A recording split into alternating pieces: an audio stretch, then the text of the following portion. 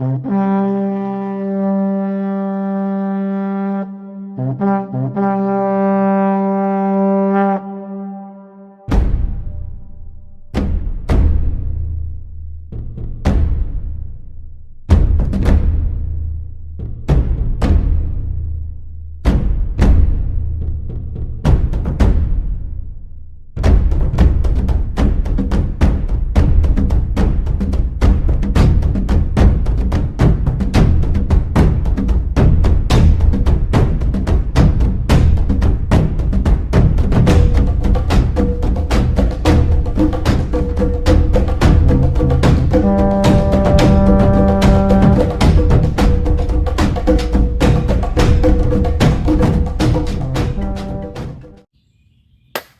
right, my minions. Another glorious Monday.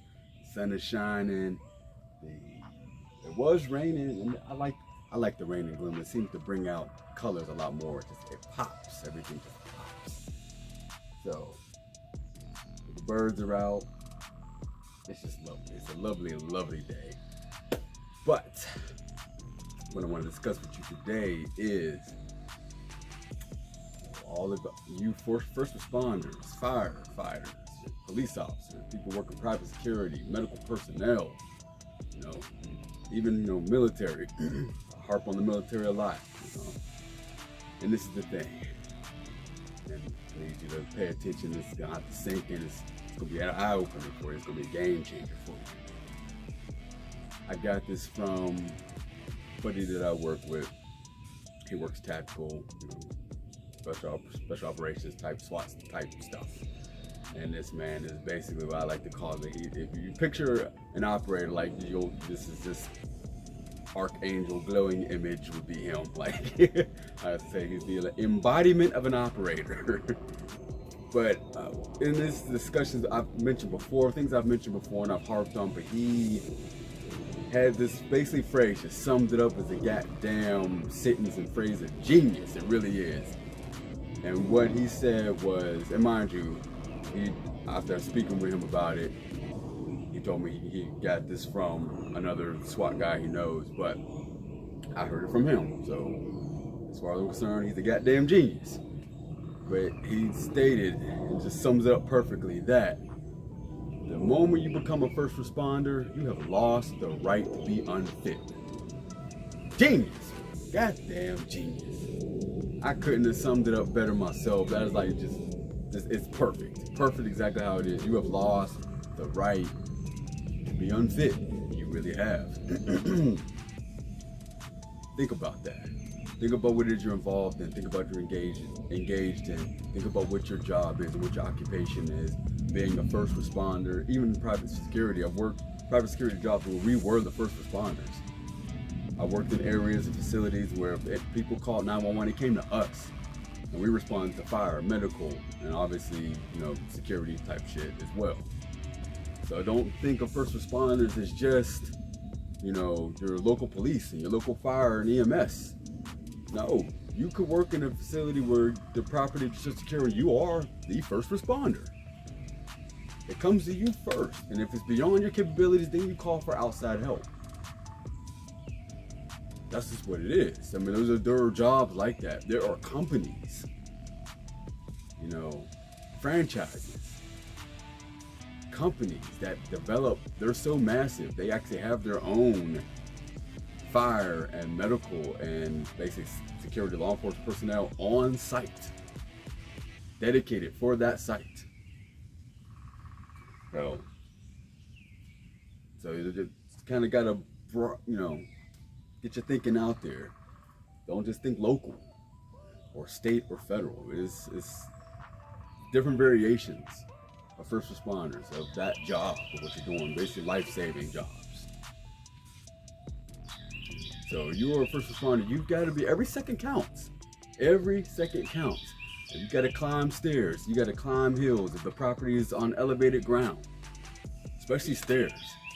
Most facilities are more than one floor. You're not relying on that elevator.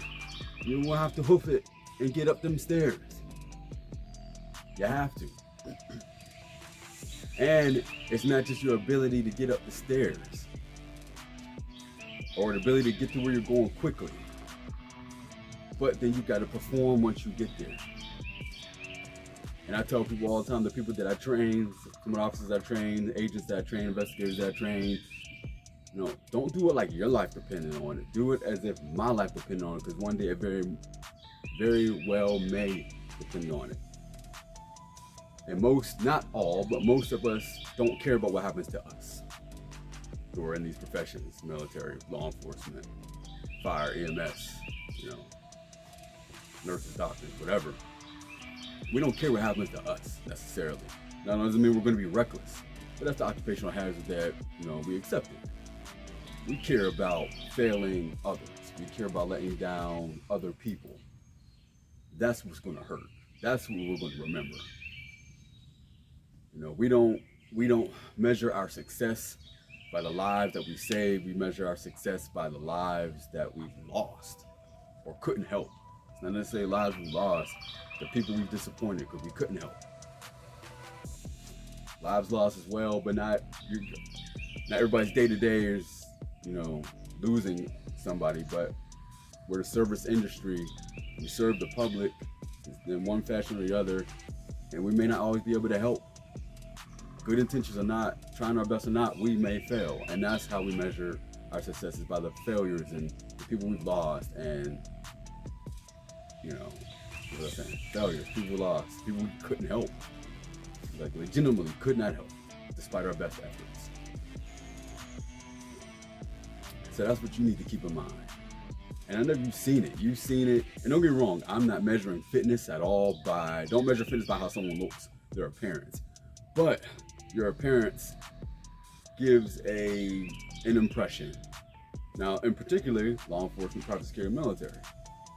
I see somebody who's got them buttons, their shirt is screaming at them, it's all stretched and doesn't look like they can get in or out of their car without having a goddamn asthma attack. You've seen some of these people in uniform.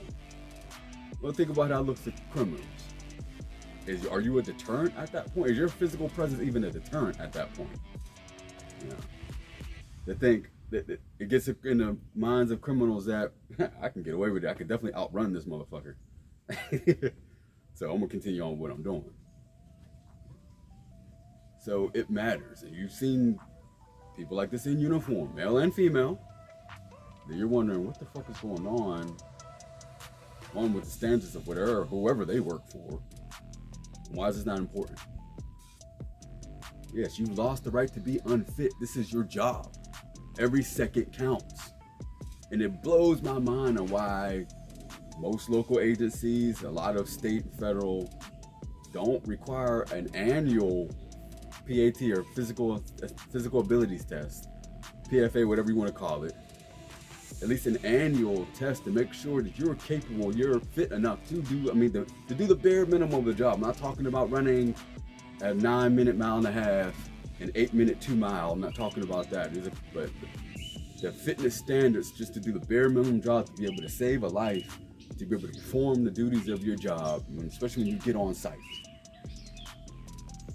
And that's just it's not an annual thing. It's not a job requirement to stay basically active, stay on active duty. There's always that initial test that you do to get in, but that's it for many. Now, it's interesting, the marshals do biannual. You're testing out twice a year. The military, you test out twice a year.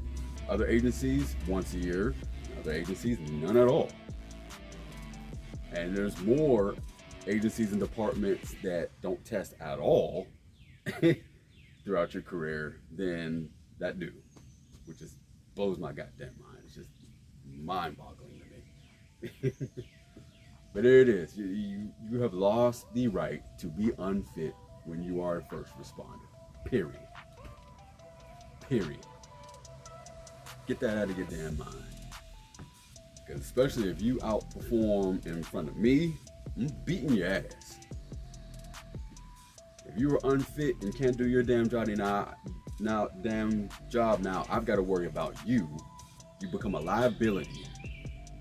And this should be the mentality for anybody. If your partner's if you're becoming a liability to your department, you're putting lives at risk. not only the public, but now your fellow officers or firefighters or nurses, doctors, whatever. They got to worry about you now. So think about that. Put that in perspective. Just think about that. If you're unwilling to keep up with the physical demands of your profession, is this for you? And there's no excuse if you get promoted and climb the ladder and get, make rank and stuff like that. That's no excuse either, because shit could happen where I'm still going to need you to perform.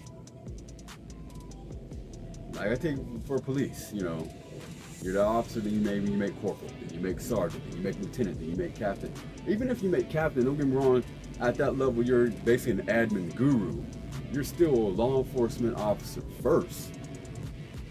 So if shit hits the fan, if there's a riot, if whatever, you're undermanned, understaffed, the core principles of the job come first. Basic operations come first. So you may have to step outside your damn desk and perform to save a life. We still may need you to perform the core principles of your duties of your job.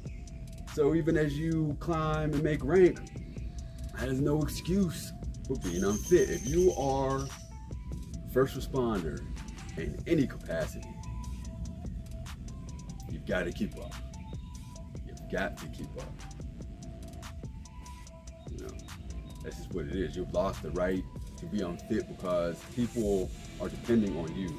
They're basically putting their lives in your hand to be able to help them in their time of need.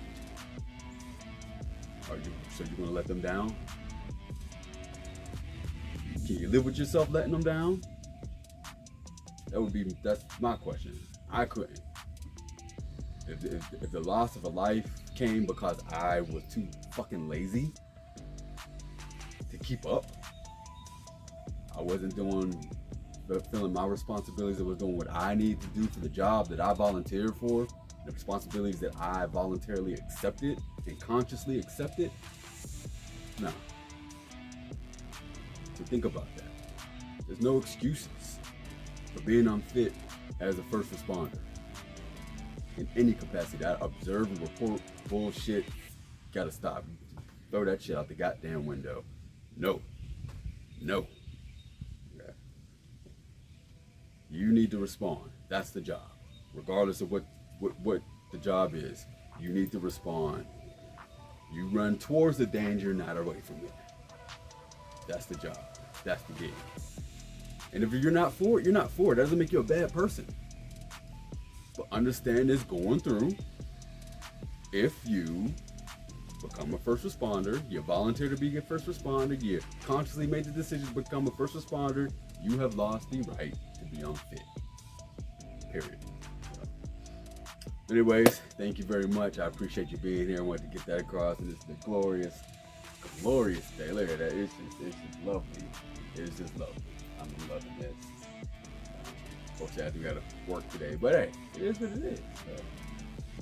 But I hope you all enjoy your day. I hope you enjoy this beautiful Monday. I hope this motivates you, at least keeps you entertained a little bit.